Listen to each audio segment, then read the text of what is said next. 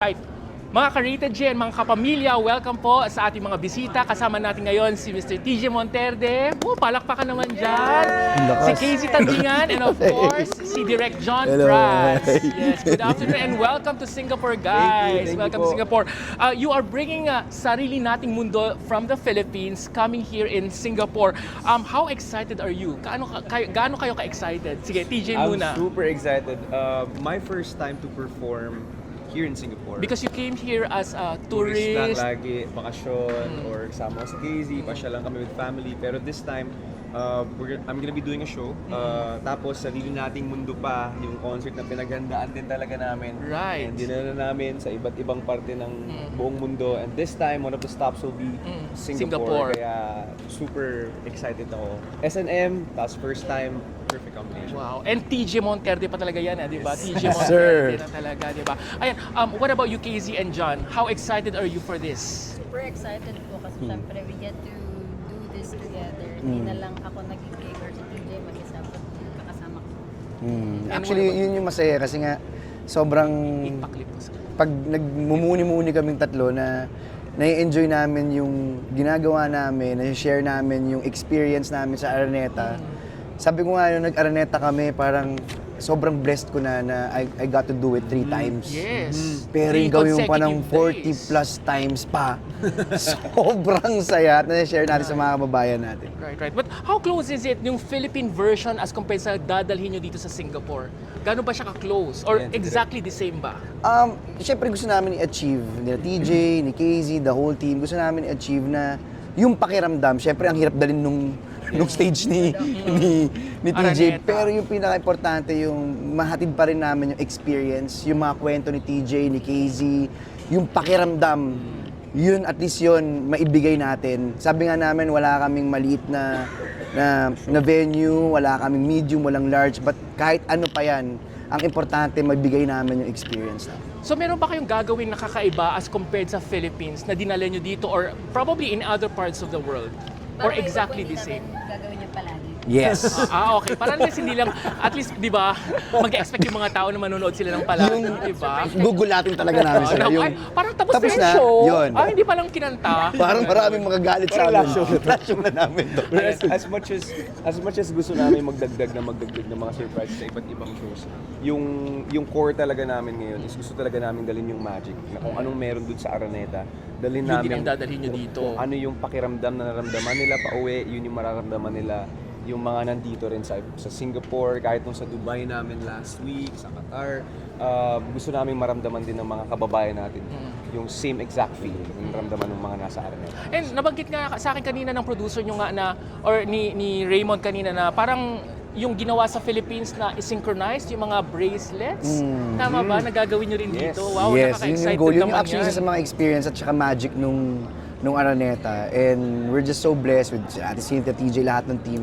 At yung mga producers din, magpapasalamat kami dahil naniwala sila dun sa parte na yon. Yung pinayagan nila kaming, kasi sobrang laking bagay niya dun sa full experience nung sarili nating mundo concert. Tsaka kung sa naiiba, every show talaga naiiba. Like there's spills ni Casey. Hindi man sa lineup. Hindi man sa lineup, pero lagi masasabi ko as a director na ilang shows na ginagawa namin, laging may bago. Kasi nga, ibang location, ibang tao yung kasama, so iba lagi. Right. I was actually watching your my interview sa inyo, I think 5 years ago na. I think it was like 2 months after kayong kinasal. So pinag-uusapan nga natin during that time yung mga insecurities and all. What is now the difference between from that time that I interviewed you and until now at na na-realize nyo sa isa't isa na, okay, etong pang forever na talaga kami. I'm talking about your personal life. Ano yung nakita nyo sa sarili na na-discover nyo sa isa't isa? Na marriage is putting in the hard work every single day. Hindi lang siya puro kaswitan at mga ganyan. Which is something that you also hear about more during the concert. Yes. Yes. Knox naman. And what about you, Casey? Ay, the TJ. Nabago, wala naman akong Ano yung na-discover mo na lang sa asawa mo na talagang, okay, eto na palang pang forever na talaga nila. Sobrang Actually, Oo, yun makeup pala. ang galing niya. Oo. Yung mga discovery. Oy, ibig sabihin nakatipid ka na sa makeup artist. Wala daw bayad. Walang bayad daw siya, sabi niya. Hindi ko nakatipid sa makeup. Yan. Nakatipid sa makeup Hindi ko pa nga fee. tinatanong kung may bayad Pero ako yung- dito as guest. Ay, wala ka bang bayad, Casey? Grabe ka. Okay, speaking of Casey, sabi mo nga sa interview natin dati, you're a very perfectionist person. Ano naman yung saan mo nagamit yung pagiging perfectionist mo dito sa event na to, sa concert na ito, like as a wife? Ano yung sabi mo na, sige, kailangan ganito, or are you into very details? Paano mo pinakita yung pagiging perfectionist mo sa concert na ito?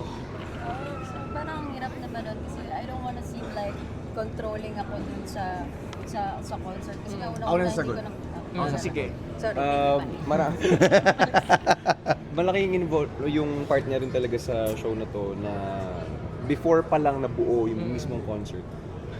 Sobrang tinutulungan niya ako. Siya nagpupush talaga Ito yung creative team. Wow. Ito yung creative team nun. Oo, kami yung mga nagde-decide din kung ano yung mga gagawin. So kung ano yung makikita nyo, pati line up ng mga songs sa concert, a big part of that is also me. Wow. Speaking of, paano naging collaboration niyo between the director and ikaw and of course Casey? Ano yung naging collaboration niyo? Hindi kami nagmi-meeting, bihira kami mag-meeting, pero most of the time, Phone calls, kung ano yung maisip, kung ano yung collaborative talaga. Wala kami parang, eto ako, TJ, ito gagawin mo, Casey, ito gagawin mo. biglang Hindi. tatawag na lang to eh. May naisip ako, okay ba sa inyo? Siyempre with them, kailangan. shoot natin. Ganun. I see. So parang instantaneous lang kung ano yung maisip na papasok niyo Gagawin kaagad. Kasi along the way, nabubuo siya eh. Hindi naman siya mabubuo na isang upuan lang. Right. Okay, I also remember that you guys, at least for them, na-interview ko na kasi sila, that they are coffee lovers. Di ba? Talagang lalo super to. coffee lover. Oh, hindi ko alam kasi na coffee lover ka. So, nagdala ako ng regalo ko para sa inyo. Wow. Ito na nga. Galing ng Wow. Singapore. Ito yung coffee para sa mag-asawa. Pero akala ko kasi hindi ka coffee lover, so binilhan na lang kita ng ng toast. Wow, favorite ko to. Ayan. Wow, thank May you. toast po tayo dyan. Thank you. Alright. Oh, so since marami na kayong coffee, i-enjoy niyo yung coffee niyo sa Singapore, and Thank you. na-excite ba kayo na magkape rin dito sa Singapore? Or hindi kayo magkakape? Gusto naming umikot-ikot lang, magtikim-tikim ng mga kung ano-anong, titikim kami ng mga kung ano-anong special dito. Lalo na food. Lalo food. Food talaga, yung mga local food talaga dito. Right. Okay, Palagi has been number 1 in 2024 sa Billboard.